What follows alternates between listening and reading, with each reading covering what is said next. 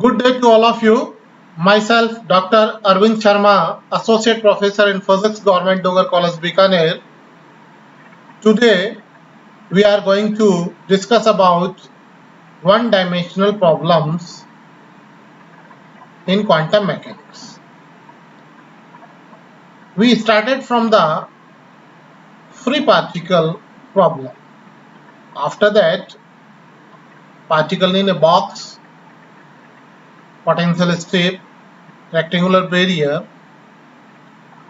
In your syllabus, one-dimensional problems, wells and barriers topic is given, and approximately all problems are included in this single statement. So you does not leave any kind of small problems. So do all the problems because you already done in your UG class. So you just revise your UG third year class topics. Initially, we just try to understand the mathematical aspects. So I choose the very easy book, Satya Prakash, Advanced Quantum Mechanics. So you can easily understand. After that, we include some concepts. When you are very familiar about these calculations, and you are easy to understand, then we can include some concepts from your different books and you can easily understand. So let us start. Free particle. You know that free particle of mass m and total energy E and potential energy V is written in the form del 2 psi plus 2m upon h cross square E minus V psi equal to 0. You remember that you use this kind of form when you solve your Schrodinger problems. You start from one-dimensional Schrodinger equation of this kind. That means d2 psi upon dx2 plus this term. Okay. So you learn or you remember the Schrodinger equation in different forms. Okay. Now, a free particle is one for which potential energy V is quite independent of position, and hence for convenience it may be set equal to 0. V is not 0, it is taken as independent of position, and for convenience we are taking it V equal to 0. Okay, so free particle equation becomes del 2 psi plus 2m upon h cross square E psi equal to 0. In Cartesian coordinates, you can expand del 2 psi in del 2 psi upon del x2 plus del 2 psi upon del y2 plus del 2 psi upon del z2 plus 2m upon h cross square E psi equal to 0. We know that this is a partial differential equation in three independent variables. How many variables? Three independent variables. Okay. So now we want to separate these variables. Okay. Our aim is separation of variables. That is known as method of separation of variables. And what we use? We use boundary conditions. Okay. So method of separation of variable imposing the boundary condition that psi is infinite everywhere in space, since the particle is free to move anywhere in space. What is the condition? Psi is infinite everywhere in space, since the particle is free to move anywhere in space. So we can write psi xyz. Here psi is function of r, that is psi xyz can be written as x, y, z, z. x is function of small x and y is function of y and z is function of z. Three separate wave functions and their product is given by psi.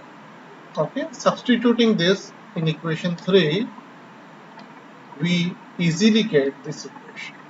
1 upon x del 2 x upon del x2, 1 upon y del 2 y upon del y2 plus 1 upon z del 2 z upon del z plus 2m upon h cross square equal to 0. For separation of variable, just take one term in single side. This is one term and remaining terms in on right hand side. Similar argument we already done when we convert time dependent Schrodinger equation into time independent Schrodinger equation. Left hand side is function of x and right hand side is function of y z, but both are equal, and this can happen only in one condition, when this term equal to, that means both sides are equal to some constants. Okay, and we are taking this constant as kx. That means 1 upon x del 2x upon del x2 equal to kx. Similarly, this term minus 1 upon y del 2y upon del y2 minus 1 upon z del 2z upon del z2 minus 2m upon h cross square e equal to kx. This is also equal to kx. Now again take a single term, that means y term on left hand side.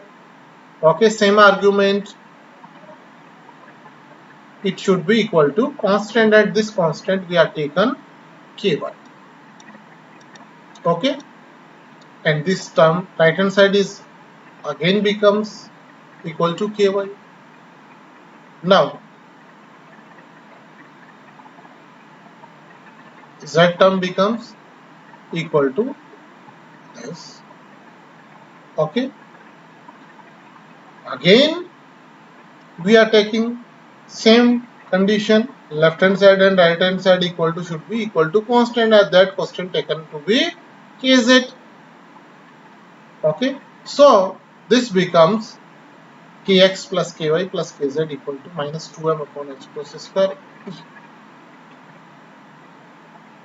For convenience, kx equal to minus 2m upon h cross square ex, similarly ky kz. Okay, so equation 7,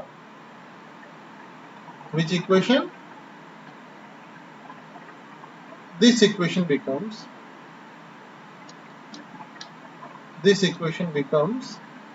del 2x upon del x2 plus 2m upon h cross square ex equal to 0.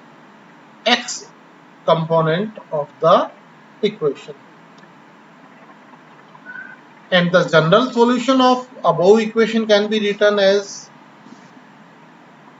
nx x equal to nx sine under root 2me x upon h cross x minus x 0.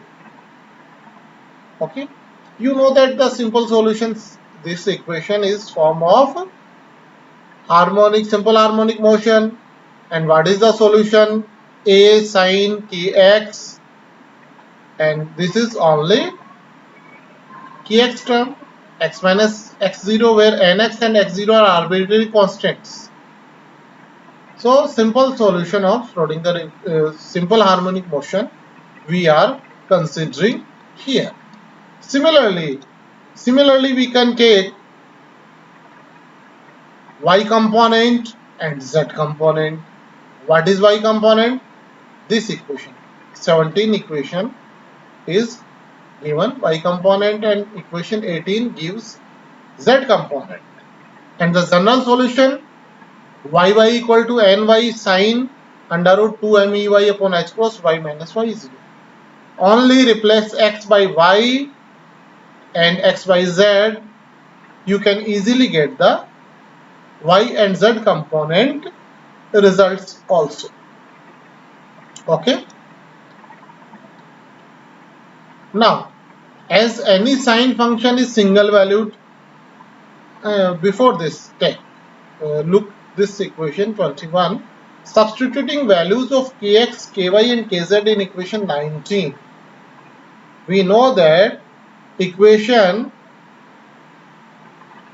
this is wrong, not in 19. Kx, ky and kz. Kx, ky, kz are given, and you can use this equation here, this equation.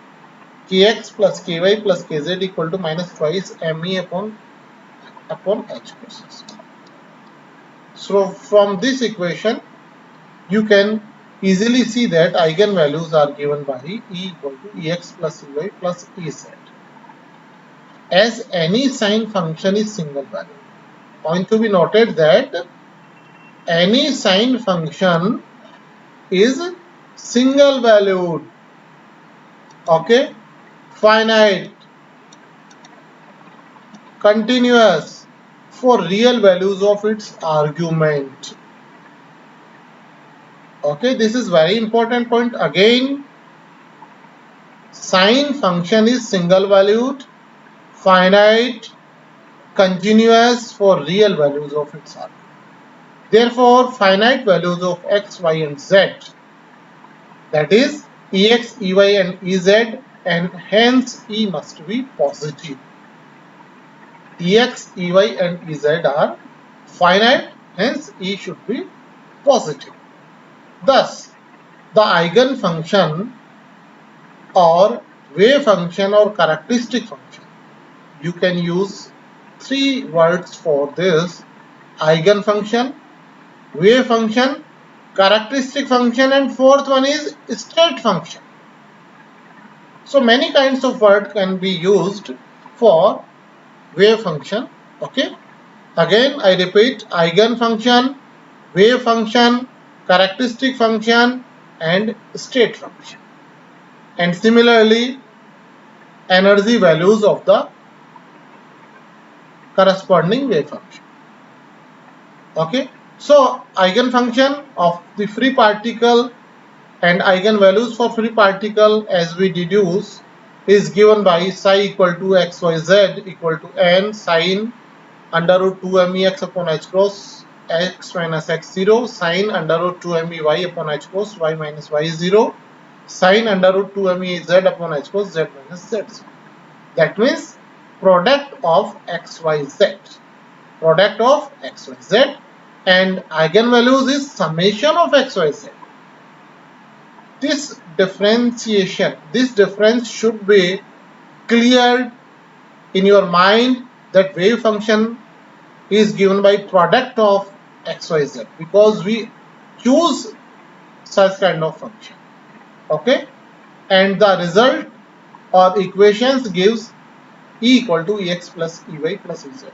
That means energy eigenvalues are additive, that means sum of all three components E equal to ex plus ey plus ez. Okay, and normalization constant is also product nx, ny, nz is not replaced by capital N. Okay, we know that ex, ey and ez are positive. Clearly, the free particle has a continuous set of energy levels. Clearly, free particle has a continuous set of energy levels. However, the quantization may occur if particle is not entirely free. Point to be noted that the free particle has a continuous set of energy levels. However, quantization may occur if the particle is not entirely free but is constant to remain in a box, which we shall consider in next section. This point is very important because in quantum mechanics you know that quantization of discrete energies concept is there, but for a free particle a continuous set of energy levels. Okay, now the complete wave function with the time factor can be written as follows. We know that Schrodinger equation is two forms, time dependent and time independent. If we are taking time dependent form, then the solution is given by product of space dependent wave function and time dependent wave function. Okay, so we already understand about the position dependent wave function, but we does not include yet the time factor. So only include in every component, that means x component, y component, z component, time function should be included. Okay, so time factor you can include by multiplying e raised to minus iota ext upon h cross, which we already derived in last lectures. Okay, that is x component. In y component, e raised to minus iota eyt upon h cross, and in z component, e raised to minus iota ez t upon h cross. Okay, so x, y, and z. X, y, and z is given by product of these three terms, and time factor you combined here in a single term, e raised to minus iota ex plus ey plus ez. Okay, and it may be written as e raised to minus iota et upon h cross. Okay, where e equal to ex plus ey plus ez, and these three terms are product of x, y, and z component, and normalization constant is product of nx, ny, and nz. So, in this article, we understand about the solution of free particle. This is a very small concept and very easy, but you should revise it. Any kind of article can be very difficult for you if you are going to answer it in exam. So don't take it any kind of article is easy or any article is difficult. You should remember all articles and you should clear your concepts. Okay, thank you all of you. Okay.